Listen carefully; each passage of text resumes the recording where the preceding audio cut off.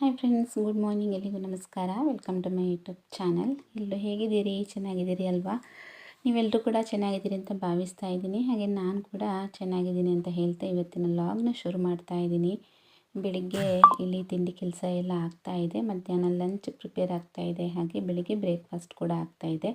ಎರಡೂ ಕೆಲಸನ ಒಟ್ಟಿಗೆ ಮಾಡೋದ್ರಿಂದ ಸ್ವಲ್ಪ ಗಡಿಬಿಡಿ ಅಂತ ಅನಿಸುತ್ತೆ ನನಗೆ. ಬೆಳಿಗ್ಗೆ ಎದ್ಬಿಟ್ಟು ಲಂಚ್ ಬಾಕ್ಸು ತೊಗೊಂಡು ಹೋಗ್ತಾರೆ ನಮ್ಮ ಹಸ್ಬೆಂಡ್, ಮಕ್ಕಳೆಲ್ಲ. ಸೊ ಹಾಗಾಗಿ ಎರಡು ಕೆಲಸಗಳು ಒಟ್ಟೊಟ್ಟಿಗೆ ಆಗಬೇಕಾಗತ್ತೆ. ಸ್ವಲ್ಪ ಬೇಗ ಎದ್ದು ಬೇಗ ಬೇಗ ಕೆಲಸಗಳನ್ನೆಲ್ಲ ಮಾಡ್ತಾಯಿರ್ತೀನಿ. ಹಾಗೆ ಇವತ್ತು ತಿಂಡಿಗೆ ರೊಟ್ಟಿ ಮಾಡ್ತಾಯಿದ್ದೀನಿ. ರೊಟ್ಟಿ ಜೊತೆಗೆ ಒಂದು ಮಿಕ್ಸ್ ಕಾಳುಗಳನ್ನೆಲ್ಲ ಹಾಕಿಬಿಟ್ಟು ಒಂದು ಗ್ರೇವಿ ಥರ ಮಾಡ್ಕೊತಾ ಇದ್ದೀನಿ. ಇದು ಚೆನ್ನಾಗಿರುತ್ತೆ ರೊಟ್ಟಿ ಜೊತೆಗೆ ಅಂತ ಅಂದ್ಬಿಟ್ಟು. ಸೊ ಅದನ್ನೇ ನೀರಲ್ಲಿ ನಿನ್ನೆ ರಾತ್ರಿ ನೆನೆಸಿಟ್ಟಿದ್ದೆ. ಬಟಾಣಿ ಕಾಳು, ಹೆಸರು ಕಾಳು, ಅಲಸಂದೆ ಕಾಳು, ಆಮೇಲೆ ಹುರುಳಿಕಾಳು, ಇಂಥದ್ದನ್ನೆಲ್ಲ ಒಂದು 4ರಿಂದ 5 ಐಟಮ್ಗಳನ್ನು ನಾನು ಕಾಳುಗಳನ್ನು ನೀರಲ್ಲಿ ನೆನೆಸಿಟ್ಟಿದ್ದೆ. ಸೊ ಇವತ್ತು ಬೆಳಿಗ್ಗೆ ಎದ್ಬಿಟ್ಟು ಕುಕ್ಕರಲ್ಲಿ ಅದನ್ನು ಚೆನ್ನಾಗಿ ಬೇಯಿಸ್ಕೊಂಡಿದ್ದೀನಿ. ಕುಕ್ಕರಲ್ಲಿ ಯಾಕೆ ಬೇಯಿಸ್ಕೊಂಡಿದ್ದೀನಿ ಅಂತ ಹೇಳಿದರೆ, ಅದು ಚೆನ್ನಾಗಿ ಬೆಂದ್ರೇ ನಮ್ಮ ಮನೆಯಲ್ಲಿ ಎಲ್ಲರಿಗೂ ಇಷ್ಟ ಆಗೋದು. ಗ್ರೇವಿ ಕೂಡ ಅಷ್ಟೇ ಸಖತ್ ರುಚಿಯಾಗಿ ಬರುತ್ತೆ. ಸೊ ಹಾಗಾಗಿ ಒಂದು 4ರಿಂದ 5 ವಿಷಲ್ ತೆಗಿತೀನಿ ನಾನು. ಅದು ಬೆಂದು ಕರಗಿದ್ರೂ ಪರವಾಗಿಲ್ಲ ಅಂತ ಅಂದ್ಬಿಟ್ಟು ಚೆನ್ನಾಗಿ ಬೇಯಿಸ್ಕೊತೀನಿ. ಸೊ ಹಾಗೆ ಬೇಯಿಸ್ಕೊಂಡು ರೆಡಿ ಮಾಡಿ ಇಟ್ಕೊಂಡಿದ್ದೀನಿ. ಹಾಗೆ ಇವತ್ತು ಲಂಚಿಗೆ ಏನು ಕೊಡ್ತಾಯಿದ್ದೀನಿ ಅಂತ ಹೇಳಿದರೆ, ಕ್ಯಾಬೇಜ್ ಪಲ್ಯ ಮಾಡ್ತಾಯಿದ್ದೀನಿ, ಗಂಜಿ ಕೊಡ್ತಾಯಿದ್ದೀನಿ. ಗಂಜಿ ಮಾಡಿಬಿಟ್ಟು ಕ್ಯಾಬೇಜ್ ಪಲ್ಯ, ಆಮೇಲೆ ಎಗ್ಗಿತ್ತು, ಎಗ್ಗನ್ನ ನಾನು ಬೇಯಿಸ್ಕೊಂಡ್ಬಿಟ್ಟು ಹಾಗೇ ಹಾಕ್ಕೊಡ್ತೀನಿ. ಸಾಕಾಗತ್ತೆ ಅಂತ ಹೇಳಿದರು ಹಸ್ಬೆಂಡ್ ಕೂಡ, ಅಷ್ಟೇ ಸಾಕು ಅಂತೇಳಿ. ಸೊ ಹಾಗಾಗಿ ಇಲ್ಲಿ ಇವಾಗ ರೊಟ್ಟಿ ನಾನು ಕೊನೆಗೆ ಮಾಡೋದು. ಇದನ್ನೆಲ್ಲ ಬೆಳಿಗ್ಗೆ ಎದ್ದು ಅನ್ನ ಫಸ್ಟ್ ಮಾಡ್ತೀನಿ, ಆಮೇಲೆ ಈ ಥರ ಸಾರು, ಸಾಂಬಾರು, ಗ್ರೇವಿ, ಪಲ್ಯ ಏನಾದರೂ ಬೇಕಲ್ವ ಸೈಡಿಗೆ ಅನ್ನದ ಜೊತೆಗೆ ಅಂತ ಅಂದ್ಬಿಟ್ಟು ಅದನ್ನು ಫಸ್ಟ್ ನಾನು ಎದ್ದು ಕೂಡಲೇ ಮಾಡ್ಕೊತೀನಿ. ನಂತರ ನಾನು ತಿಂಡಿ ರೆಡಿ ಮಾಡ್ತೀನಿ. ತಿಂಡಿ ಬಿಸಿ ಬಿಸಿಯಾಗಿದ್ರೇ ಚೆನ್ನಾಗಿರುತ್ತಲ್ವ ತಿನ್ನೋದಕ್ಕೆ. ಸೊ ಹಾಗಾಗಿ ಎಲ್ಲರೂ ಸ್ನಾನ ಮುಗಿಸಿ ರೆಡಿ ಆದ ನಂತರನೇ ನಾನು ತಿಂಡಿ ಮಾಡೋದು. ಇವತ್ತು ಕೂಡ ಅಷ್ಟೇ ಈ ರೆಸಿಪಿನ ಶೇರ್ ಮಾಡ್ತೀನಿ, ನೋಡಿ ಹೇಗೆ ಮಾಡಿದ್ದೀನಿ ಅಂತ ಅನ್ನೋದನ್ನ. ತುಂಬಾ ರುಚಿಯಾಗಿ ಬಂದಿತ್ತು. ಒಂದು ಮಣ್ಣಿನ ಪಾತ್ರೆ ತೊಗೊಂಡಿದ್ದೀನಿ, ಅದಕ್ಕೆ ಸ್ವಲ್ಪ ಎಣ್ಣೆ ಹಾಕಿ ಜೀರಿಗೆ ಹಾಕ್ತಾಯಿದ್ದೀನಿ ಒಗ್ಗರಣೆಗೆ. ಜೀರಿಗೆ, ಸಾಸಿವೆ, ಆಮೇಲೆ ಕರಿಬೇವು ಇಷ್ಟನ್ನು ಹಾಕಿ ಒಗ್ಗರಣೆ ರೆಡಿ ಮಾಡಿಕೊಂಡೆ. ನಂತರ ಇಲ್ಲಿ ನಾನು ಒಂದು 2 ಟೊಮೆಟೊ ಹಾಗೆ ಒಂದು 4 ಬ್ಯಾಡಗಿ ಮೆಣಸನ್ನು ಕೂಡ ನೀಟಾಗಿ ಪೇಸ್ಟ್ ಮಾಡ್ಕೊಂಡು ಅದನ್ನು ಇವಾಗ ಹಾಕ್ತಾಯಿದ್ದೀನಿ. ಹಾಗೆ 1 ಸ್ಪೂನ್ ಶುಂಠಿ ಬೆಳ್ಳುಳ್ಳಿ ಪೇಸ್ಟ್ ಹಾಕ್ಕೊಂಡಿದ್ದೀನಿ. ನಂತರ 1 ಸ್ಪೂನ್ನಷ್ಟು ಕೊತ್ತಂಬರಿ powder, 1 ಸ್ಪೂನ್ನಷ್ಟು garam masala powder, 1 tea ಸ್ಪೂನ್ನಷ್ಟು ಅರಿಶಿಣ ಪೌಡರ್ ಇಷ್ಟನ್ನು ಹಾಕಿಬಿಟ್ಟು ಚೆನ್ನಾಗಿ ಮಸಾಲೆ ಫಸ್ಟ್ ನಾನು ರೆಡಿ ಮಾಡಿಕೊಂಡೆ. ನಂತರ ಬೇಯಿಸಿ ಇಟ್ಕೊಂಡಂತಹ ಕಾಳುಗಳನ್ನು ಇವಾಗ ಹಾಕ್ತಾಯಿದ್ದೀನಿ. ಇದು ಮೊಳಕೆ ಬರಿಸಿದಂತಹ ಕಾಳುಗಳಲ್ಲ, ನಿನ್ನೆ ನೈಟ್ ನಾನು ನೀರಲ್ಲಿ ನೆನೆಸಿಟ್ಟಿದ್ದು, ಬೆಳಿಗ್ಗೆ ಎದ್ದು ಅದನ್ನೇ ಮಾಡ್ತಾಯಿದ್ದೀನಿ. ನಂತರ ಕೊನೆಗೆ ಇಲ್ಲಿ ಉಪ್ಪು ಹಾಕ್ತಾಯಿದ್ದೀನಿ. ಉಪ್ಪು ಹಾಕಿಬಿಟ್ಟು ಇದನ್ನು ಚೆನ್ನಾಗಿ ಕುದಿಸ್ಕೋಬೇಕು. ಹಾಗೆ ಒಂದು ಸೈಡಲ್ಲಿ ಗ್ರೇವಿ ಆಗ್ತಾಯಿದೆ ಅಲ್ವಾ, ಇನ್ನೊಂದು ಸೈಡಲ್ಲಿ ನಾನು ಇವಾಗ ಕ್ಯಾಬೇಜ್ ಪಲ್ಯ ಮಾಡಬೇಕು ಅಂತ ಅಂದ್ಬಿಟ್ಟು ಇನ್ನೊಂದು ಮಣ್ಣಿನ ಪಾತ್ರೆಯನ್ನು ಇಡ್ತಾಯಿದ್ದೀನಿ. ಮಣ್ಣಿನ ಪಾತ್ರೆ ಮನೇಲಿ ಇದೆ, ನಮ್ಮ ಮನೆಯಲ್ಲಿ ಒಂದು 4 ಈ ಥರ ಮಣ್ಣಿನ ಪಾತ್ರೆಗಳಿವೆ. ಅದರಲ್ಲಿ ನಾನು ಹೆಚ್ಚಾಗಿ ಮಾಡ್ತಾ ಇರ್ತೀನಿ ಯಾವಾಗಲೂ. ಇಲ್ಲ ಅಂತ ಹೇಳಿದರೆ ಸ್ಟೀಲಲ್ಲಿ ಮಾಡ್ತೀನಿ. ಸೊ ಇವಾಗ ಸ್ವಲ್ಪ ಎಣ್ಣೆ ಹಾಕ್ಕೊಂಡಿದ್ದೀನಿ, ಉದ್ದಿನಬೇಳೆ, ಆಮೇಲೆ ಸಾಸಿವೆ, ಕರಿಬೇವು ಹಾಕಿಬಿಟ್ಟು 1 ಗೆಡ್ಡೆ ಈರುಳ್ಳಿನ ಕಟ್ ಮಾಡಿ ಹಾಕ್ತಾಯಿದ್ದೀನಿ. ಹಾಗೆ ಒಂದು 2 ಹಸಿಮೆಣಸು ಹಾಕ್ತಾಯಿದ್ದೀನಿ. ನಂತರ ಇದಕ್ಕೆ ಸ್ವಲ್ಪ ತೆಂಗಿನ ತುರಿ ಹಾಕ್ತಾಯಿದ್ದೀನಿ. ತೆಂಗಿನ ತುರಿ ಕೂಡ ಅಷ್ಟೇ ಮೊದಲಿಗೆ ಹಾಕ್ತೀನಿ ನಾನು. ನಂತರ ಈ ಕ್ಯಾಬೇಜ್ ಏನಿದೆ ನೋಡಿ, ಅದನ್ನು ನೀಟಾಗಿ ವಾಶ್ ಮಾಡಿಕೊಂಡು ಒಂದು ಜಾಲರಿ ಇರುತ್ತಲ್ವ, ಆ ಜಾಲರಿನಲ್ಲಿ ಹಾಕಿ ನಾನು ನೀರೆಲ್ಲ ತೆಗಿತೀನಿ, ಸೋಸ್ಕೋತೀನಿ. ನಂತರ ಅದನ್ನು ಹಾಕ್ತೀನಿ. ಅಂದರೆ ನೀರು ಹಾಕಲ್ಲ ನಾನು, ಸ್ವಲ್ಪ ನೀರು ಹಾಕಿಬಿಟ್ಟು ಈ ಕ್ಯಾಬೇಜ್ ಪಲ್ಯ ಮಾಡುವಂಥದ್ದು. ನಾನು ಜಾಸ್ತಿ ನೀರು ಹಾಕಲ್ಲ. ಇವತ್ತು ಅರಿಶಿಣ ಪೌಡರ್ ಕೂಡ ಹಾಕ್ಕೊಂಡಿಲ್ಲ, ಹಾಗೆ ಮಾಡ್ತೀನಿ. ನಮ್ಮ ಹಸ್ಬೆಂಡ್ಗೆ ಅರಿಶಿಣ ಪೌಡರ್ ಹಾಕಿದರೆ ಅಷ್ಟೊಂದು ಇಷ್ಟ ಆಗಲ್ಲ. ಸೊ ಹಾಗಾಗಿ ಅದೇ ರೀತಿ ಅಂದರೆ ಪ್ಲೇನ್ ಮಾಡ್ತಾಯಿದ್ದೀನಿ. ಇವಾಗ ಹಾಕಿದ್ದೀನಲ್ವ ನಾನು ಕ್ಯಾಬೇಜ್ನ, ಸ್ವಲ್ಪ ಹೊತ್ತು ಈ ರೀತಿ ಮುಚ್ಚಿ ಬೇಯಿಸ್ಕೊತೀನಿ, ಒಂದು 5 ಮಿನಿಟ್ಸ್ ಅಷ್ಟೇ.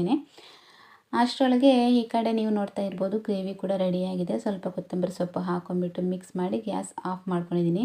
ಈ ಸೈಡಲ್ಲಿ ಕ್ಯಾಬೇಜ್ ಪಲ್ಯ ಕೂಡ ರೆಡಿಯಾಗಿದೆ. ಮಧ್ಯೆ ಮಧ್ಯೆ ಮಿಕ್ಸ್ ಮಾಡ್ತಾ ಇರಬೇಕು ಕ್ಯಾಬೇಜ್ ಪಲ್ಯನ. ನೀರು ಹಾಕೋ ಹಂಗಿಲ್ಲ, ಸ್ವಲ್ಪ ಲೈಟಾಗಿ ಬೇಯುತ್ತೆ, ಚೆನ್ನಾಗಿರುತ್ತೆ. ಅದಾದ ನಂತರ ನಾನಿಲ್ಲಿ ರೊಟ್ಟಿ ಮಾಡೋದಕ್ಕೆ ಅಂತ ಅಂದ್ಬಿಟ್ಟು ಇವಾಗ ರೆಡಿ ಮಾಡ್ತಾಯಿದ್ದೀನಿ. ನಮ್ಮ ಸೈಡಲ್ಲಿ ಸ್ವಲ್ಪ ಬೆಳ್ತಿಗೆ ಅಕ್ಕಿಗೆ ಕುಚ್ಚಲಕ್ಕಿ ಅನ್ನನ ಹಾಕ್ಕೊಂಬಿಟ್ಟು ರೊಟ್ಟಿ ಮಾಡ್ತೀವಿ. 2 ಗ್ಲಾಸ್ ಬೆಳ್ತಿಗೆ ಅಕ್ಕಿ ತೊಗೊಂಡ್ರೆ ಒಂದು 3/4 ಗ್ಲಾಸ್ನಷ್ಟು ಕುಚ್ಚಲಕ್ಕಿ ಅನ್ನನ ಹಾಕ್ಕೊಂಬಿಟ್ಟು ಆವಾಗಲೇ ಈ ಥರ ರುಬ್ಕೊಂಡು ನೀಟಾಗಿ ತೆಳ್ಳಗೆ ರೊಟ್ಟಿ ಬಿಡಿಸೋದು ನೋಡಿ. ತುಂಬ ಚೆನ್ನಾಗಿ ಬರುತ್ತೆ. ನಮ್ಮ ಸೈಡಲ್ಲಿ ಅಕ್ಕಿ ಹಿಟ್ಟಿಂದ ರೊಟ್ಟಿ ಮಾಡೋದೆಲ್ಲ ತುಂಬ ಕಡಿಮೆ. ಇದೇ ರೀತಿ ಅಕ್ಕಿನ ರುಬ್ಕೊಂಡು ರೊಟ್ಟಿ ಮಾಡ್ತೀವಿ. ಇನ್ನೊಂದು ಥರ ಅಂತ ಹೇಳಿದರೆ ಕುಚ್ಚಲಕ್ಕಿ ಬಳಸ್ಕೊಂಡು ನಾವು ಇದೇ ರೀತಿ ರೊಟ್ಟಿ ಮಾಡ್ತೀವಿ. ಕುಚ್ಚಲಕ್ಕಿ ಅಂದರೆ ನಾವು ಊಟ ಮಾಡ್ತೀವಲ್ವ ಕುಚ್ಚಲಕ್ಕಿ, ಒಂಥರ ಏನು ರೆಡ್ ರೈಸ್ ಥರ ಬರುತ್ತೆ ನೋಡಿ, ಅದನ್ನು ಕೂಡ ಹಾಕಿಬಿಟ್ಟು ನಾವು ಈ ಥರ ರೊಟ್ಟಿ ಮಾಡ್ತೀವಿ. ಅದು ಏನಾದರೂ ಇವಾಗ ಹಬ್ಬದ ಟೈಮ್ನಲ್ಲಿ ಕೆಲವೊಂದು ಸಲ ನಮಗೆ ರೊಟ್ಟಿನೇ ಮಾಡಬೇಕಾಗತ್ತೆ, ಆಟಿ ಅಮಾವಾಸ್ಯೆ ಟೈಮಲ್ಲೆಲ್ಲ. ಆ ಟೈಮಲ್ಲಿ ಆ ಥರ ರೊಟ್ಟಿನ ಮಾಡ್ತೀನಿ. ಹಾಗೆ ಇಲ್ಲಿ ಇವಾಗ ತಿಂಡಿಗೆ ಕೂಡ ರೆಡಿ ಆಯಿತು ನೋಡಿ, ರೊಟ್ಟಿ ಆಮೇಲೆ ಈ ಥರ ಗ್ರೇವಿ ಚೆನ್ನಾಗಿತ್ತು. ಮಾತ್ರ ಗ್ರೇವಿ ರುಚಿ ತುಂಬಾ ಚೆನ್ನಾಗಿ ಬಂದಿತ್ತು. ಒಂದು ಸಲ ನೀವು ಟ್ರೈ ಮಾಡಿ, ತರಕಾರಿ ಇಲ್ಲದೆ ಇರುವಾಗ ಈ ರೀತಿ ಕಾಳುಗಳನ್ನು ಹಾಕಿಬಿಟ್ಟು ಗ್ರೇವಿ ಮಾಡ್ಕೋಬೋದು. ಅದಾದ ನಂತರ ಸ್ನೇಹಿತರೆ, ನಾನಿಲ್ಲಿ 2 ಗಾಜಿನ ಬಾಟಲ್ಗಳಿತ್ತು, ಅಂದರೆ ಎಣ್ಣೆ ಹಾಕಿಡುವಂಥದ್ದಿದು. ಒಂದು ನಾನು ಮಾಮೂಲಿಯಾಗಿ ಅಡುಗೆಗೆ ಬಳಸುವಂತಹ ತೆಂಗಿನೆಣ್ಣೆ ಹಾಕಿಡುವಂತಹ ಬಾಟಲ್, ಇನ್ನೊಂದು ನಾವು ತಲೆಗೆ ಹಾಕ್ತೀವಲ್ವ ಅಲೋವೆರಾ ಎಣ್ಣೆನ ಮಾಡಿ ನಾನು ಇದರಲ್ಲಿ ತುಂಬಿಸಿಡ್ತೀನಿ. ಆ ಬಾಟಲ್ ಎರಡೂ ಕೂಡ ಎಣ್ಣೆ ಖಾಲಿಯಾಗಿತ್ತು ಅಂತ ಅಂದ್ಬಿಟ್ಟು ಇದನ್ನೊಂದ್ಸಲ ನೀಟಾಗಿ ವಾಶ್ ಮಾಡೋಣ ಅಂತೇಳಿ ಇವಾಗ ಹೇಗೆ ಮಾಡೋದು, ಜಿಡ್ಡನ್ನು ಹೇಗೆ ತೆಗೆಯೋದು ಅನ್ನೋದನ್ನ ತೋರಿಸ್ತೀನಿ, ನಾನು ಹೇಗೆ ತೊಳಿತೀನಿ ಅಂತ. ಮೊದಲಿಗೆ ಮುಚ್ಚಳನ ತೆಗೆದು ಸಪ್ರೇಟಾಗಿ ಎತ್ತಿಟ್ಟು ತಣ್ಣೀರಲ್ಲಿ ವಾಶ್ ಮಾಡಿ ರೆಡಿ ಮಾಡಿ ಇಟ್ಕೋಬೇಕು ಅದನ್ನು. ನಂತರ ನಾನೇನು ಮಾಡ್ತೀನಿ ಅಂತ ಹೇಳಿದರೆ, ನಾವು ಕುಚ್ಚಲಕ್ಕಿ ಅನ್ನ ಮಾಡ್ತೀವಲ್ವ, ಅದರ ಈ ಥರ ಗಂಜಿ ಅಂತ ಬರುತ್ತೆ ನೋಡಿ, ತಿಳಿ ಅಂತ ಹೇಳ್ತೀವಿ ತುಳು ಭಾಷೆಯಲ್ಲಿ ನಮ್ಮದು. ಅದನ್ನು ನಾನು ಬಿಸಿ ಬಿಸಿಯಾಗಿರಬೇಕಿದ್ರೇ ಈ ಥರ ಬಾಟಲ್ ಒಳಗಡೆ ಹಾಕೋತೀನಿ. ಅಂದರೆ ಇವಾಗ ವೈಟ್ ರೈಸ್ ಎಲ್ಲ ಮಾಡೋರಿಗೆ ಇದು ಸಿಗಲ್ಲ, ಕಷ್ಟ ಸಿಗೋದು ಅಂಥವ್ರು ಬಿಸಿ ಬಿಸಿ ನೀರು ಹಾಕಿ ಮಾಡಿದ್ರೂ ಬಾಟಲ್ ಕ್ಲೀನ್ ಆಗುತ್ತೆ. ಸೊ ಇದನ್ನು ಇವಾಗ ಇದರ ಒಳಗಡೆ ಹಾಕಿಬಿಟ್ಟು ಒಂದು 15 ಮಿನಿಟ್ಸ್ ಹಾಗೆ ಸೈಡಲ್ಲಿ ಎತ್ತಿಡ್ತೀನಿ. ಆಮೇಲೆ ಇದನ್ನು ವಾಶ್ ಮಾಡ್ಕೊಳ್ಳೋದು, ಇಷ್ಟೇ. ಈ ಥರ ಕುಚ್ಚಲಕ್ಕಿ ಏನು ಗಂಜಿ ಬರುತ್ತಲ್ವ, ಅದನ್ನು ಹಾಕಿ ಬಾಟಲ್ ಕ್ಲೀನ್ ಮಾಡಿದರೆ ಬಾಟಲ್ ಬೇಗ ಕ್ಲೀನ್ ಆಗುತ್ತೆ. ಸ್ವಲ್ಪ ಕೂಡ ಜಿಡ್ಡಿನ ಅಂಶ ಅದರಲ್ಲಿ ಉಳಿಯಲ್ಲ, ಹಾಗೆ ಸ್ಮೆಲ್ ಬರಲ್ಲ. ನಾವು ಇವಾಗ ಬಿಸಿನೀರು ಹಾಕಿ ಕೂಡ ಮಾಡ್ಬೋದು, ಏನು ತೊಂದರೆ ಇಲ್ಲ. ಬಟ್ ಏನಂತ ಹೇಳಿದರೆ ಸ್ವಲ್ಪ ಅದು ಡ್ರೈ ಆದ ನಂತರ ಸ್ವಲ್ಪ ಸ್ಮೆಲ್ ಬಂದಾಗ ಆಗುತ್ತೆ ಜಿಡ್ಡಿನ ಅಂಶ. ಸೊ ಈ ಥರ ಮಾಡೋದ್ರಿಂದ ಸ್ವಲ್ಪ ಕೂಡ ಜಿಡ್ಡಿನ ಅಂಶ ಇದರಲ್ಲಿ ಉಳಿಯಲ್ಲ. ಸೊ ಇವಾಗ ಮುಚ್ಚಳ ಅದಕ್ಕೆ ಮುಚ್ಚೋದಕ್ಕೆ ಹೋಗಬೇಡಿ, ರಬ್ಬರ್ ಟೈಪ್ ಇರುತ್ತೆ ಅದರಲ್ಲಿ, ಅದೆಲ್ಲ ಬೆಂದು ಹೋಗುತ್ತೆ, ಬಾಟಲ್ ಹಾಳಾಗುತ್ತೆ. ನಂದು ಇದಕ್ಕಿಂತ ಮೊದಲು ಒಂದು ಸಲ ಅದೇ ರೀತಿ ಆಗಿತ್ತು, ಸೊ ಹಾಗಾಗಿ ಹೇಳ್ತಾ ಇದ್ದೀನಿ. ಇದು ಇವಾಗ ಒಂದು 15 ಮಿನಿಟ್ಸ್ ಹಾಗೆ ಸೈಡಲ್ಲಿ ಇರಲಿ, ನಂತರ ನಾವು ಇದನ್ನು ನೀಟಾಗಿ ವಾಶ್ ಮಾಡ್ಕೊಳ್ಳೋಣ. ನಂತರ ಈ ಥರ ಏನು ಕ್ಯಾನ್ ಬರುತ್ತಲ್ವ, ಪ್ಲಾಸ್ಟಿಕ್ ಕ್ಯಾನ್ ಬರುತ್ತೆ, ಇದು ನಾವು ಎಣ್ಣೆ ತರುವಂತಹ ಕ್ಯಾನ್, ನಾವು ಮನೆಯಲ್ಲಿ ಎಣ್ಣೆ ತೆಗಿತೀವಲ್ವ ಆ ಟೈಮಲ್ಲಿ ತರುವಂತಹ ಕ್ಯಾನ್. 10 ಲೀಟ್ರ್ ಎಣ್ಣೆ ತೊಗೊಂಡಿದ್ವಿ ನಾವು, ದುಡ್ಡು ಕೊಟ್ಟಂದರೆ ಫ್ರೆಶ್ ಆಗಿರುವಂತಹ ಎಣ್ಣೆನೇ ತೊಗೊಂಡಿದ್ವಿ. ಸೊ ಅದು ಇವಾಗ ಖಾಲಿಯಾಗಿತ್ತು, ಎಲ್ಲ ಖಾಲಿ ಆಯಿತು ಅಂತ ಅಂದ್ಬಿಟ್ಟು ನೀಟಾಗಿ ಅದನ್ನು ಕೂಡ ವಾಶ್ ಮಾಡೋಣ ಅಂತ ಅಂದ್ಬಿಟ್ಟು ವಾಶ್ ಮಾಡ್ತಾಯಿದ್ದೀನಿ. ಇದೇನಂತ ಹೇಳಿದರೆ, ನಾನು ಇದನ್ನು ಒಂದು ಸಲ ಆಲ್ರೆಡಿ ನಾನು ತೊಳ್ಕೊಂಡಿದ್ದೀನಿ, ಅಂದರೆ ಬಿಸಿನೀರು ಹಾಕಿಬಿಟ್ಟು ಫುಲ್ಲು ಬಿಸಿನೀರು ಹಾಕಿಬಿಟ್ಟು ಇದನ್ನು ತೊಳ್ಕೊಂಡಿದ್ದೆ. ಬಟ್ ಜಿಡ್ಡಿನಂಶ ಒಳಗಡೆಯಿಂದ ಹೋಗಿರಲಿಲ್ಲ, ಹಾಗಾಗಿ ವಾಪಸ್ ಇದನ್ನು ಹಾಕಿ ಸ್ವಲ್ಪ ಅದನ್ನು ಕ್ಲೀನ್ ಮಾಡೋಣ ಅಂತ ಅಂದ್ಬಿಟ್ಟು ಇವಾಗ ಹಾಕ್ತಾಯಿದ್ದೀನಿ. ನನಗೆ ಇದು ನಮ್ಮ ಅಮ್ಮ ಹೇಳ್ಕೊಟ್ಟಂತಹ ಟಿಪ್ಸ್ ಅಂತಲೇ ಹೇಳ್ಬೋದು. ಅವರು ಇದೇ ರೀತಿ ಮಾಡ್ತಾರೆ, ಬಿಸಿನೀರನ್ನು ಈ ರೀತಿ ಎಣ್ಣೆ ಇರುವಂತಹ ಕ್ಯಾನ್ ಒಳಗಡೆ ಆಮೇಲೆ ಬಾಟಲ್ ಒಳಗಡೆ ಎಲ್ಲ ಹಾಕಿಬಿಟ್ಟು ನೀಟಾಗಿ ಅದನ್ನು ಸ್ವಲ್ಪ ಈ ರೀತಿ ನೋಡಿ ವಾಶ್ ಮಾಡ್ತಾರೆ. ಆವಾಗ ಕಂಪ್ಲೀಟಾಗಿ ಕ್ಲೀನ್ ಆಗುತ್ತೆ, ಸ್ವಲ್ಪ ಕೂಡ ಜಿಡ್ಡಿನ ಅಂಶ ಒಳಗಡೆ ಉಳಿಯೋದಿಲ್ಲ. ಸೊ ಆ ಟಿಪ್ಸ್ನ ನಾನು ಕೂಡ ಫಾಲೋ ಮಾಡ್ತಾ ಇದ್ದೀನಿ, ಹಾಗೆ ನಿಮಗೆ ಕೂಡ ಹೇಳೋಣ ಅಂತ ಅನ್ನಿಸ್ತು, ಸೊ ಹಾಗಾಗಿ ತೋರಿಸ್ತಾ ಇದ್ದೀನಿ. ಓಕೆ, ಇವಾಗ ಒಂದು 15 ಮಿನಿಟ್ಸ್ ಬಿಟ್ಟು ನಿಮಗೆ ತೋರಿಸ್ತಾ ಇದ್ದೀನಿ ಇಲ್ಲಿ.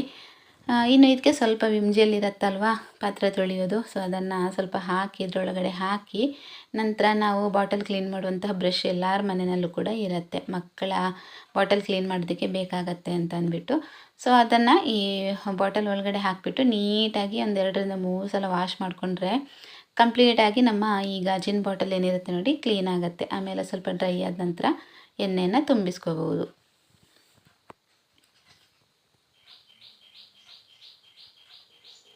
ಸ್ವಲ್ಪ ಈ ರೀತಿ ಉಲ್ಟಾ ಹಾಕಿಡಿ, ತುಂಬ ಜಾಗ್ರತೆಯಿಂದ ಇಡಿ ಮಾತ್ರ, ಮಕ್ಕಳೆಲ್ಲ ಇದ್ದಲ್ಲಿ. ನಂತರ ಇಲ್ಲಿ ನಾನು ಸಂಜೆ ವಾಪಸ್ ವ್ಲಾಗ್ನ ಕಂಟಿನ್ಯೂ ಮಾಡ್ತಾಯಿದ್ದೀನಿ. ಸಂಜೆ ಇವತ್ತು ಸ್ವಲ್ಪ ಬೇಗ ಸ್ನಾನ ಮಾಡಿಕೊಂಡೆ ಅಂತ ಹೇಳ್ಬೋದು. ಇವತ್ತು ನಾನು ಬೆಳಿಗ್ಗೆ ರಂಗೋಲಿ ಎಲ್ಲ ಹಾಕೋದಕ್ಕಾಗಿರಲಿಲ್ಲ, ನನಗೆ ಸ್ನಾನ ಎಲ್ಲ ಆಗಬೇಕಿದ್ರೇ ಲೇಟ್ ಆಗಿತ್ತು ಬೆಳಿಗ್ಗೆ. ನಂತರ ಎಷ್ಟೊತ್ತಿಗೆ ಅಂದರೆ 11:30 12 ಗಂಟೆಗೆಲ್ಲ ರಂಗೋಲಿ ಹಾಕೋದಕ್ಕೆ ಮನಸ್ಸು ಬರಲಿಲ್ಲ ನನಗೆ. ಸೊ ಹಾಗಾಗಿ ಎಣ್ಣೆ ಕೂಡ ಹಚ್ಕೊಂಡಿದ್ದೆ, ಇವತ್ತು ತಲೆಗೆ ಚೆನ್ನಾಗಿ ಎಣ್ಣೆ ಹಚ್ಕೊಂಡಿದ್ದೆ. ಹಾಗಾಗಿ ಸ್ವಲ್ಪ ಬೇಗ ಸ್ನಾನ ಮಾಡಿಬಿಟ್ಟು ಇವಾಗ ಸಂಜೆ ಮೇಲೆ ರಂಗೋಲಿ ಹಾಕೋಣ ಬಾಗಿಲಿಗೆ ಅಂತ ಅಂದ್ಬಿಟ್ಟು ಹಾಕ್ತಾಯಿದ್ದೀನಿ. ಅಂಗಳಕ್ಕೆ ಹಾಕೋದಕ್ಕೆ ಹೋಗಲಿಲ್ಲ ನಾನು ಇವತ್ತು, ಯಾಕೆಂತ ಹೇಳಿದರೆ ಮಳೆ ಬರ್ತಾಯಿತ್ತು. ಮಳೆ ಬಂದರೆ ಎಲ್ಲ ಹಾಳಾಗತ್ತಲ್ವ, ಹಾಗಾಗಿ ಹೊಸ್ತಿಲಿಗೆ ಮಾತ್ರ ಹಾಕೋಣ ಅಂತ ರೆಡಿ ಮಾಡ್ತಾಯಿದ್ದೀನಿ.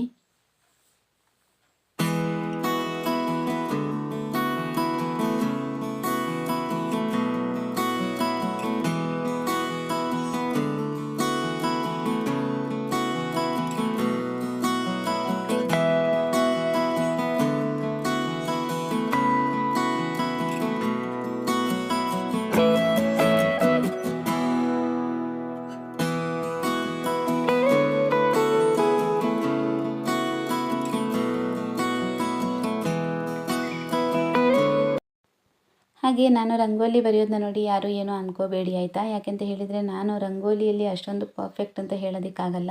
ನನಗೆ ಅಷ್ಟೊಂದು ಚೆನ್ನಾಗಿ ರಂಗೋಲಿ ಬರೆಯೋದಕ್ಕೆ ಬರಲ್ಲ. ಹಾಗೆ ನಾನು ರಂಗೋಲಿ ಬರಿಬೇಕಿದ್ರೆ ಪ್ರತಿ ಸಲ ಪ್ರತಿ ವಿಡಿಯೋದಲ್ಲಿ ಕೂಡ ಈ ಮಾತನ್ನು ಹೇಳ್ತೀನಿ. ಪದೇ ಪದೇ ಯಾಕೆ ಈ ಮಾತನ್ನು ಹೇಳ್ತೀರಾ ಅಂತ ನೀವು ಅಂದ್ಕೊಂಡ್ರೆ, ಯಾಕೆಂತ ಹೇಳಿದರೆ ಹಳೆ ವ್ಯೂವರ್ಸಿಗೆ ಗೊತ್ತಿರುತ್ತೆ ನನಗೆ ರಂಗೋಲಿ ಬರೆಯೋದಕ್ಕೆ ಅಷ್ಟೊಂದು ನೀಟಾಗಿ ಬರಲ್ಲ ಅಂತ ಅಂದ್ಬಿಟ್ಟು. ಬಟ್ ಹೊಸ ವ್ಯೂವರ್ಸ್ ಸಿಗ್ತಾ ಇರ್ತಾರಲ್ವ, ಬರ್ತಾ ಇರ್ತಾರೆ ನನ್ನ ಚಾನಲ್ಗೆ. ಸೊ ಅವರಿಗೆ ಗೊತ್ತಿರಲ್ಲ. ಅವರು ಅನ್ಕೋತಾರೆ ಇವಳು ಏನಪ್ಪ ಈ ಥರ ರಂಗೋಲಿ ಬರಿತಾ ಇದ್ದಾಳೆ, ಮಕ್ಕಳು ಚಿಕ್ಕ ಮಕ್ಕಳು ಚಿತ್ರ ಬಿಡಿಸಿದಾಗಿರುತ್ತೆ ಅಂತ ಅಂದ್ಬಿಟ್ಟು. ಸೊ ಹಾಗಾಗಿ ಹೇಳ್ತಾ ಇದ್ದೀನಿ, ಯಾರು ಏನು ಅಂದ್ಕೋಬೇಡಿ. ನಾನು ರಂಗೋಲಿ ಯಾವಾಗ ಪರ್ಫೆಕ್ಟಾಗಿ ಬರಿತೀನೋ ಅಲ್ಲಿ ತನಕ ಈ ಮಾತನ್ನು ಹೇಳ್ತಾನೆ ಇರ್ತೀನಿ ನನ್ನ ಚಾನಲ್ನಲ್ಲಿ.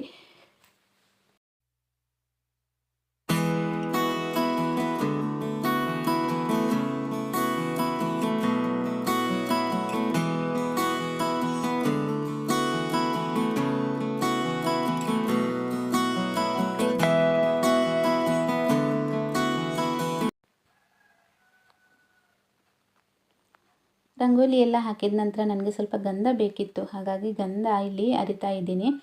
ಗಂಧ ಯಾಕೆ ಅಂತ ಹೇಳಿದರೆ, ನಮಗೆ ಇವಾಗ ನಾವು ಒಂದು ಏನೋ ಈ ಫ್ಲವರ್ ವಾಸ್ ಬರುತ್ತಲ್ವ, ಅದರಲ್ಲಿ ಹೂವು ಎಲ್ಲ ಹಾಕಿರ್ತೀವಿ ಅಲ್ವ, ಆ ನೀರಿಗೆ ಒಂದು ಸ್ವಲ್ಪ ಗಂಧ ಹಾಕಿದರೆ ಒಂದು ಒಳ್ಳೆ ರೀತಿಯಾದಂತಹ ಘಮ ಮನೆ ಪೂರ್ತಿ ಬರ್ತಾ ಇರುತ್ತೆ. ಹಾಗೆ ನಾವು ಅದರ ಹತ್ತಿರ ಏನಾದರೂ ಕೂತ್ಕೋಬೇಕಿದ್ರೆ ಕೂಡ ಅಷ್ಟೇ, ಒಂದು ಒಳ್ಳೆ ಫ್ಲೇವರ್ ಬರ್ತಾ ಇರುತ್ತೆ ಆ ನೀರಿಂದ ಅಂತ ಅಂದ್ಬಿಟ್ಟು ಗಂಧ ಅರಿತಾ ಇದ್ದೀನಿ. ಗಂಧ ಅರಿಬೇಕಿದ್ರೆ ಒಂದು ಒಳ್ಳೆ ಪರಿಮಳ ಕೂಡ ಬರ್ತಾ ಇರುತ್ತೆ. ಕೈಗೆಲ್ಲ ತಾಗಿದರೆ ಒಳ್ಳೆ ರೀತಿಯಾದಂತಹ ಒಂದು ಪರಿಮಳ ಇರುತ್ತೆ ಗಂಧದಲ್ಲಿ. ಸೊ ಆ ಕೆಲಸ ಆಯಿತು. ನಂತರ ಇಲ್ಲಿ ಇವಾಗ ನಾನು ಒಂದು ಪುಟ್ಟದಾದಂತಹ ರಂಗೋಲಿನ ಪುಟ್ಟ ಅಡುಗೆ ಮನೆಯಲ್ಲಿ ಬಿಡಿಸ್ತಾ ಇದ್ದೀನಿ. ಅಡುಗೆ ಮನೆ ಕೂಡ ದೇವಸ್ಥಾನದ ಥರನೇ ಅಲ್ವಾ, ನಮಗೆ ಅನ್ನ ಕೊಡುವಂತಹದ್ದು. ಅಂದರೆ ನಾವಿವಾಗ ಊಟ ಮಾಡಬೇಕಿದ್ರೆ ಅನ್ನ ಎಲ್ಲ ರೆಡಿ ಮಾಡುವಂಥದ್ದು ಕೂಡ ಅಡುಗೆ ರೂಮ್ನಲ್ಲೇ. ಹಾಗೆ ಅನ್ನ ರೆಡಿ ಮಾಡಬೇಕಿದ್ರೆ ನಮಗೆ ಏನು ಅಗ್ನಿ ಬೇಕಾಗತ್ತೆ. ಅದು ಕೂಡ ಒಂದು ಅಂದರೆ ಅಗ್ನಿದೇವ, ಅನ್ನಪೂರ್ಣೇಶ್ವರಿ ಎಲ್ಲರೂ ಕೂಡ ಅದೆರಡೂ ದೇವರು ಇರುವಂಥದ್ದು ಅಂತ ಹೇಳಿದರೆ ಅಡುಗೆ ಮನೆ ಅಂತ ಹೇಳ್ಬೋದು. ಹಾಗೆ ಅಡುಗೆ ಮನೆಯಲ್ಲಿ ಪ್ರತಿನಿತ್ಯ ಅನ್ನಪೂರ್ಣೇಶ್ವರಿ ಹಾಗೆ ಅಗ್ನಿದೇವರು ನೆಲೆಯಾಗಿರ್ತಾರೆ ಅಂತ ಹೇಳ್ತಾರೆ. ಸೊ ಹಾಗಾಗಿ ಆ ಒಂದು ಅಡುಗೆ ಮನೆ ಏನಿದೆ ಅದನ್ನು ಕೂಡ ಅಷ್ಟೇ ತುಂಬ ನೀಟಾಗಿ ನಾವು ಇಟ್ಕೋಬೇಕು.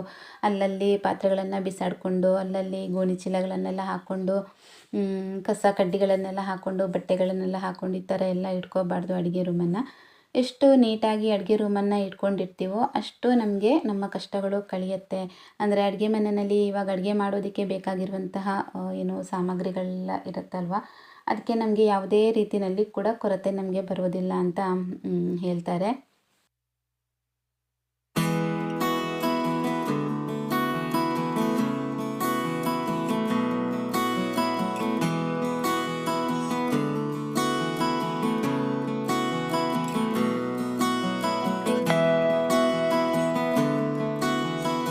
ಹಾಗೆ ಅದರ ಮೇಲೆ ಒಂದು ಪುಟ್ಟದಾದಂತಹ ದೀಪ ಕೂಡ ಉರಿಸ್ಕೊಂಡಿದ್ದೀನಿ. ಹಾಗೆ ಇಲ್ಲಿ ಇವಾಗ ನಾನು ಒಂದು ಮಣ್ಣಿನ ಬೌಲ್ ಇತ್ತು ನನ್ನಲ್ಲಿ. ಆ ಬೌಲಿನೊಳಗಡೆ ಸ್ವಲ್ಪ ನೀರು ಹಾಕಿಬಿಟ್ಟು ಪೆಟಲ್ಸ್ ಇತ್ತು. ಇದು ಹೋದ ಶುಕ್ರವಾರ ತಂದಿರುವಂಥದ್ದು. ಹೋದ ಶುಕ್ರವಾರ ನಾನೊಂದು ವೀಡಿಯೋ ಮಾಡಿದ್ದೆ ಅಲ್ವಾ.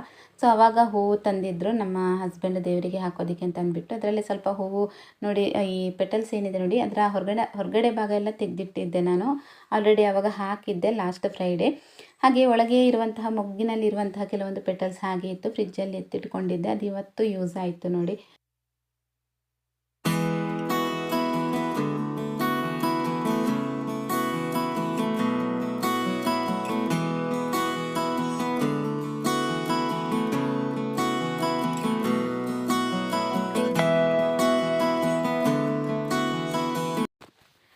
ಅದಾದ ನಂತರ ನಾನಿಲ್ಲಿ ಗ್ಯಾಸ್ ಮೇಲೆ ಕೂಡ ಸ್ವಲ್ಪ ಅರಿಶಿನ ಕುಂಕುಮ ಎಲ್ಲ ಹಾಕಿಬಿಟ್ಟು ಇನ್ನೊಂದು ಪುಟ್ಟದಾದಂತಹ ರಂಗೋಲಿ ಕೂಡ ಹಾಕ್ಕೊಂಡಿದ್ದೀನಿ.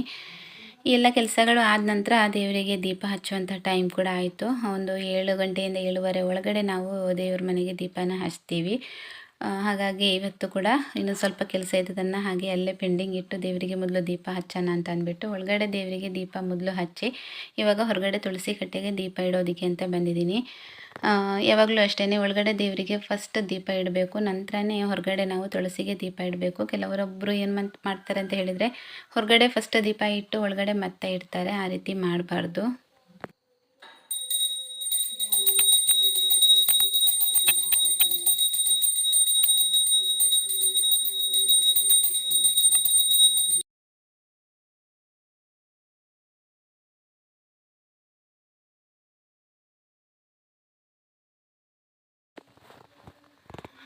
ಹಾಗೆ ಲಾಸ್ಟ್ ವೀಕಲ್ಲಿ ನಾನು ಶುಕ್ರವಾರ ಇಟ್ಕೊಂಡಿದ್ದೆ ಅಂತ ಹೇಳಿದೆ ಅಲ್ವಾ. ಸೊ ಅದರಲ್ಲಿ ಸ್ವಲ್ಪ ಹೂವು ಪೆಟಲ್ಸ್ ಏನು ಹಾಳಾಗಿರಲಿಲ್ಲ, ಹಾಗೆ ಇತ್ತು. ನೀರು ಚೇಂಜ್ ಮಾಡ್ತಾ ಇರ್ತೀನಿ ನಾನು 2 ದಿನಕ್ಕೊಂದ್ಸರಿ.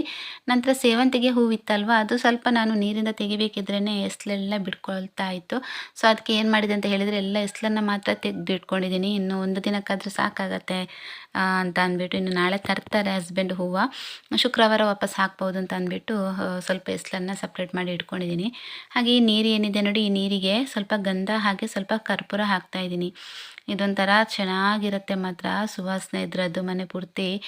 ನಾವು ಮನೆ ಅಂದರೆ ಒಳಗಡೆನೇ ಇರ್ತೀವಲ್ವ, ಆವಾಗ ಗೊತ್ತಾಗಲ್ಲ. ಮನೆ ಹೊರಗಡೆ ಹೋಗ್ಬಿಟ್ಟು ಬಾಗಿಲು ತೆಗೆದು ಒಳಗಡೆ ಬರಬೇಕಿದ್ರೆ ಅದರ ಘಮ ಮನೆ ಪೂರ್ತಿ ಹರಡಿರುತ್ತೆ. ತುಂಬಾ ಚೆನ್ನಾಗಿಂತ ಅನಿಸುತ್ತೆ.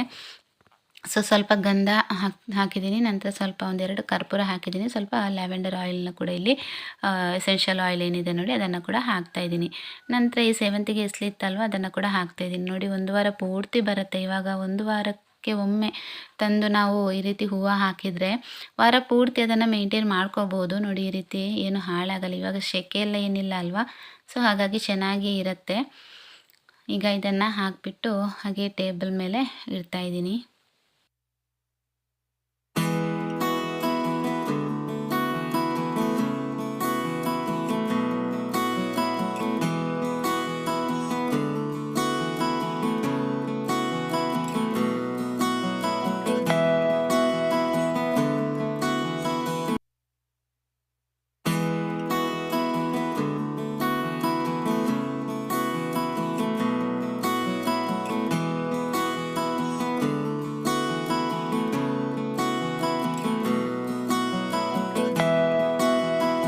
ಹಾಗೆ ಇಲ್ಲಿ ದೇವ್ರ ಮನೆಯಲ್ಲಿ ಇಡೋದಕ್ಕೆ ಅಂತ ಅಂದ್ಬಿಟ್ಟು ಒಂದು ಏನು ತಾಮ್ರದ್ದು ಒಂದು ಪುಟ್ಟದಾದಂಥ ಒಂದು ಗ್ಲಾಸ್ ಥರ ನಮ್ಮಲ್ಲಿತ್ತು. ಸೊ ಅದಕ್ಕೆ ಸ್ವಲ್ಪ ನೀರು ಹಾಕೊಂಡ್ಬಿಟ್ಟು ಸ್ವಲ್ಪ ಗಂಧ ಹಾಕ್ತಾಯಿದ್ದೀನಿ. ಹಾಗೆ 1-2 ಕರ್ಪೂರನ ಪುಡಿ ಮಾಡಿಬಿಟ್ಟು ಅದಕ್ಕೆ ಹಾಕಿ ಅದನ್ನು ಕೂಡ ದೇವ್ರ ಮನೆಯಲ್ಲಿ ಇಟ್ಟಿರ್ತೀನಿ. ಬೇಕಾದರೆ ನಮ್ಮ ಮನೆಯಲ್ಲಿ ಯಾರಾದರೂ ಇವಾಗ ಸ್ನಾನ ಎಲ್ಲ ಮಾಡಿಬಿಟ್ಟು ದೇವರಿಗೆ ಕೈ ಮುಗಿಯೋದಕ್ಕೆ ಅಂತ ಅಂದ್ಬಿಟ್ಟು ಒಳಗಡೆ ಹೋಗ್ತಾರಲ್ವ, ಆವಾಗ ಬೇಕಾದವರು ಆ ನೀರನ್ನು ತೆಗೆದು ಕುಡಿತಾರೆ. ಅದು ತುಂಬಾ ಒಳ್ಳೆಯದು, ಆರೋಗ್ಯಕ್ಕೆ ಕೂಡ ಅಷ್ಟೇ ತುಂಬ ಒಳ್ಳೆಯದು. ಒಂದು ಪಾಸಿಟಿವ್ ಎನರ್ಜಿ ಕೊಡುತ್ತೆ ನಿಮಗೆ ಕೂಡ. ನಮಗೆ ದೇವಸ್ಥಾನದಲ್ಲಿ ನೀವು ನೋಡಿರ್ಬೋದು, ಅಂದರೆ ತೀರ್ಥ ಕೊಡ್ತಾರಲ್ವ ಅದಕ್ಕೆ ಕರ್ಪೂರ ಹಾಕಿರ್ತಾರೆ, ಗಂಧ ಹಾಕಿರ್ತಾರೆ. ಸೊ ಹಾಗಾಗಿ ಅದನ್ನು ಕುಡಿದಾಗ ಯಾವ ರೀತಿ ಫೀಲ್ ಬರುತ್ತೋ ಅದೇ ರೀತಿ ಫೀಲ್ ಬರುತ್ತೆ ನಿಮಗೆ. ಇದನ್ನು ದೇವ್ರ ಮನೆಯಲ್ಲಿ ಇಟ್ಟರೆ ನಾಳೆ ತನಕ ಅದು ಏನು ಹಾಳಾಗಲ್ಲ. ಸೊ ಆರಾಮಾಗಿ ನಿಮಗೆ ತೀರ್ಥ ಥರ ಬೇಕಾದರೆ ಅದನ್ನು ತಗೋಬೋದು.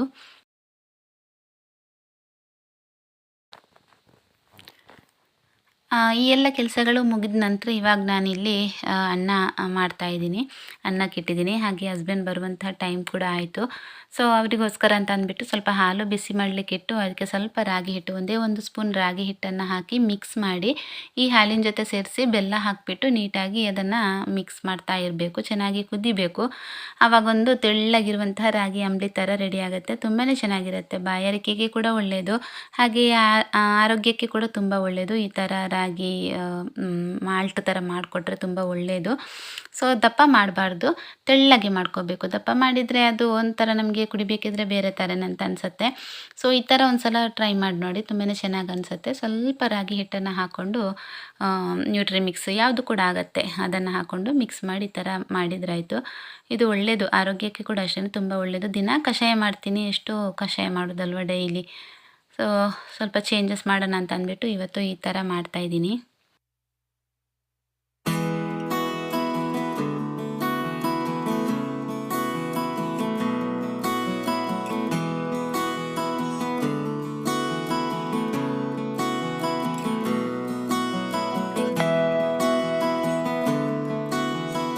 ಹಾಗೆ ನಾಳೆ ಬೆಳಿಗ್ಗೆ ಚಪಾತಿ ಆಮೇಲೆ ಆಲೂಗೆಡ್ಡೆ ಪಲ್ಯ ಮಾಡಬೇಕು ಅಂತ ಅಂದ್ಕೊಂಡು ಚಪಾತಿ ಹಿಟ್ಟು ಹಾಗೆ ಆಲೂಗೆಡ್ಡೆ ಕೂಡ ತರೋದಕ್ಕೆ ಹೇಳಿದೆ, ಹಸ್ಬೆಂಡ್ ಹತ್ರ ತಂದಿದ್ದರು. ಸೊ ಅದನ್ನು ಇವಾಗ ಎತ್ತಿಡ್ತಾ ಇದ್ದೀನಿ. ಹಾಗೆ ನೀಟಾಗಿ ವಾಶ್ ಮಾಡಿ ತೆಗ್ದಿಡೋಣ ಅಂತ ಅಂದ್ಬಿಟ್ಟು ಒಂದು ಬಟ್ಲಿಗೆ ಹಾಕ್ಕೊಂಡಿದ್ದೀನಿ. ಹಾಗೆ ಬಟಾಣಿ ಕಾಳು ಕೂಡ ತಂದಿದ್ದು, ಅದು ಖಾಲಿ ಆಗಿತ್ತು. ಸೊ ಬೇಕಿತ್ತು ನನಗೆ, ತನ್ನಿ ಅಂತ ಹೇಳಿದೆ. ಸೊ ಅದನ್ನು ಕೂಡ ತೊಗೊಂಡು ಬಂದರು.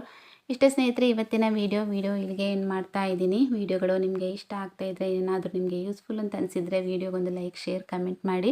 ಹಾಗೆ ಸಬ್ಸ್ಕ್ರೈಬ್ ಮಾಡದೇ ಇರೋರು ಸಬ್ಸ್ಕ್ರೈಬ್ ಮಾಡ್ಕೊಂಡು ನೋಡಿ. ಸಿಗ್ತೀನಿ ನೆಕ್ಸ್ಟ್ ವ್ಲಾಗಲ್ಲಿ. ಅಷ್ಟೊತ್ತನಕ ಎಲ್ಲರೂ ಆರೋಗ್ಯವಾಗಿರಿ. ಟೇಕ್ ಕೇರ್, ಬಾಯ್.